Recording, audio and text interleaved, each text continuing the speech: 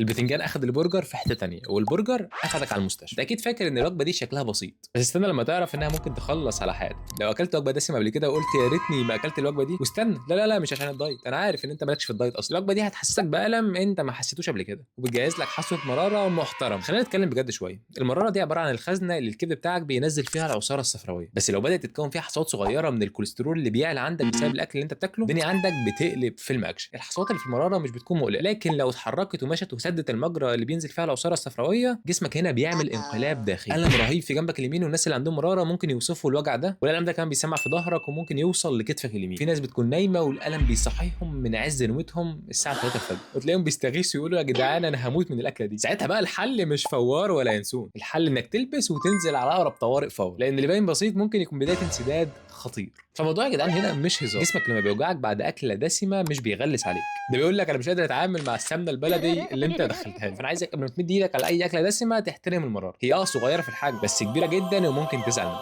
ولو زعلت هتزعلك. ابعت بقى الفيديو لاي حد فاكر ان البتنجان اخد البرجر في حته تانيه، وقول له ان احنا كده هناخدك على المستشفى.